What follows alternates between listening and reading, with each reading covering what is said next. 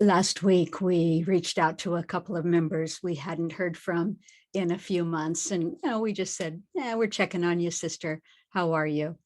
And they both responded with a very similar message, a message that we have heard many times before over the years. One of them went this way. Thank you for reaching out to me. I feel so bad that I haven't been able to keep up with my dues. The truth is, I don't want to admit to you that I am barely keeping my head above water financially. And I've been so embarrassed about that. The temple is very dear to me, and the rituals and the events by Zoom are important to me, but I am embarrassed to show my face at meetings when I have not sent in my membership money. I've been in a funk this winter. I've been depressed and stuck. I do work on my self-esteem and getting unstuck. And this email from you really brightened my outlook today. Like, I realize that someone really does care about me. Thank you, Ava. I'm grateful to you and the Sisters of the Temple. I am putting a jar on my altar today to start a fund for my dues. I'll send what I can. A daily reminder to make it happen will help me get back to what matters, the sisterhood. This woman understands what's important. She understands her spiritual circle is important. Messages like this just make me want to weep. I said basically the same thing to both these wonderful women. We send this to all women who find themselves in challenging circumstances. Yes, the challenges of living in the physical can get quite intense, but our challenges as women are made so much worse by this patriarchal system we live in, a system that prevents women from having the resources that are all around us from Mother Nature. And the truth is that life does not have to be this hard, but the male-centric systems have made it so. And even worse is the fact that this system has deliberately conditioned our minds, deliberately brainwashed little girls, us as little girls, with a feeling of shame if we somehow can't figure out how to be super women all the time with everything in our lives working perfectly. What a bunch of crap. And to make it even worser, we are so shamed that we often don't reach out to the things that we really need. In this case, sisterly support is available to our members. We let ourselves remain in isolation. That's what shame does to us. We feel isolated and we don't want to reach out to anyone because we're embarrassed, we're shamed. That is the exact thing that patriarchy wants, and the very opposite of what we need. Shame is the weakest vibration of all the vibratory states. It's down there, the coarsest of all the vibratory states, the very weakest. When you are in shame, it's pretty much the same as being so sick physically that you can't really take care of yourself. When you are really, really, really seriously sick, you need help. You need someone to take care of you, someone to come in and feed you and cook for you and make you drink water and change your sheets. You can't do it yourself. You're too sick. This is the same level of needing help that occurs with shame. You need someone to come and help you. You need someone to support you. When you're very, very ill, you cannot get well alone. When you are deep in shame, you cannot get out of it alone, or it's very challenging. When you are in shame, you're at the weakest state of energy, so low on energy that it's almost impossible for you to get out of it to a better state all on your own. And that's why it's so deadly to remain isolated when feeling shame about your situation, because it's hard to move out of it. When we're going through a rough patch, we have to remember to reach out to someone we know cares, someone who won't be judgmental. And if we have a good one, our spiritual circle of sisterhood can be the most important support system we can have in this dominator model culture. We tell our members that their membership tithe or their dues, which we refer to as your accordance, with regard to that, we say that the amount of money is not nearly as important as your commitment to the circle. We just want you with us. We don't care how much you give each month. We just want you with us. So just send $1 in the mail every month. If you can, go look in your couch and dig around in the cushions and find 4 quarters and send it in to us. The amount is truly not important. The consistency is. And that idea of sending in your accordance or sending in your tithe, it's actually more for you and your spiritual and monetary health than it is for us. It's not going to make or break us to receive $1 or not receive it every month. It's about you and your commitment to the circle.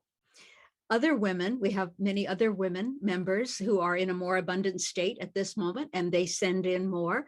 And so it evens out for all of us. And that's the beauty of the gift economy, as Genevieve Vaughn talks about it. Besides reaching out for support from your circle, there are a couple of other things women can do to help themselves out of a rough patch. First, start to look at the things that are not essential to whatever you think your mission is in life. It is very easy to get distracted with social media and Facebook and all of that. And that is an energy drainer. If you don't have enough overall energy in your life, which is what being in financial difficulty means, you don't have enough energy of many different kinds, and money is just one of them. But spending your energy on Facebook depletes you more than gives you energy. Studies have already proved this. You are more tired after being on Facebook for an hour or so than you were when you got on. It's not an energy booster. And what you need is to gather your energy at this point. The second thing is, and this is almost blasphemous to women because we are so trained, don't be selfish, help other people, don't be a selfish woman. We are so trained to believe that. But the second thing you need to do is stop helping people for a while. One of the things I notice is that women keep spending their energy helping others when they're almost out of energy themselves. And when I talk about energy, I'm not referring to your the level of energy to keep moving through the day. I'm talking about your overall energy of your life. I have known women who were on the verge of being homeless, cooking and bringing soup to a needy neighbor. There are always going to be needy people around you. You must give from a full cup. If you are in such bad shape yourself that you are struggling financially, this is the time to focus on yourself and only yourself every day until once again you have a full cup from which to give. You need to stop giving. Nobody gives women this message. Stop giving. Stop giving particularly to people who are unappreciative and who just expect it from you because that's what you've always done, given to them. Stop giving to the unappreciative. Stop giving mostly to anybody. You need your energy for yourself. You need to build up your own energy. The people you are giving to, 80% of them are unappreciative of what you do, or not appreciative enough for what you are providing. So you need to stop giving long enough to let you build up your overall life energy to help you get unstuck. 3, go out in nature every day. Sometimes when things are very hard for us, we just sort of hole up and do the thing that's easiest, the path of least resistance. Maybe we watch TV or we're on the computer or something. None of those things brings us energy. But if you go outside in nature, She is healing. She is balancing. She can give you energy, and energy is what you need right now. 4, change your routine. Our days are based on the routine that we either choose for ourselves or that we allow just to sort of happen because we're in a rut. If your life is crap, that means that your routine day after day is crap and you need to change it. Your routine is not working for you. Your routine overall is not bringing you the life energy that you need. I had a dear woman friend who's since crossed over, my dear friend Marcy, and she used to say this all the time, just drove me crazy, but it was true. And you've heard it before. If you always do what you've always done, you'll always get what you've always got. God, it used to drive me nuts when she would just intone that, when I was complaining about something, but it's true. If you always do what you've always done, you will continue to have issues with your life energy if it hasn't been working for you. If you normally go to bed late, start going to bed early. If you never journal, start. If you never meditate, start. If you always wear the same look, the same clothes, do something different with your clothes. And when you're in a bad place, maybe don't wear black. Black absorbs the wrong kind of energy from those around you. Now, if those around you are all very refined vibration people who are doing well and abundant, then it might be okay to absorb energy from them. But typically, those are not all of the people around us. Be careful about wearing black when you're in a bad place. Wear pink or green, because pink and green are both of a vibration that is welcoming and receiving. And that's what you need to do, is receive more right now. We teach the Queen Teachings in a series, which is $348 for the series. That's one of our fundraisers, is to sell that. But for our members, however, when they're going through a hard time, we gift them with one of the videos from that series, because that is the Queen energy, is the receiver. She obviously has other powers and abilities, but receiving is one of them. If you're in a place where you are not experiencing abundance, where you are not receiving what you need, that means you need to invoke your Queen archetype within. And that's what this video is about. So we sent that link to these 2 members who are going through difficulty. And if you're a member and you need this, email us and we will gift it to you as well. You can watch it and get some good tips from it. If you're not a member, become a member by sending us $1 a month. That's all. We'll send you the link too, after you've committed to this spiritual circle of women.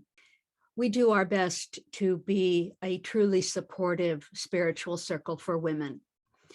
Once you're a member, we offer all of our members once a year a free support session by Zoom, a counseling session. Sometimes we all need just a sounding board to help bring our best thoughts, our deepest thoughts, our most helpful thoughts to the surface. So just let us know and we'll schedule you a Zoom. If you live in Orange County, you can do it in person if you like. Sisters, when we're struggling, the worst thing we can do is stay in shame, stay alone, stay isolated, not share with anyone what's going on with us. And no, we don't have to, and we shouldn't broadcast all of our dirty laundry, all of our difficulties on social media. That doesn't usually work out for the best for most of us. But we can reach out to someone we know cares, someone we know won't judge us, someone we know who has been there. Let's support one another through the tough times. Let's celebrate together the good times. And together, let's make more and more good times, because women working together can make things better, no matter what's going on out there. Queens ask for help when they need it. Walk in the world as the queen you are. Blessed be.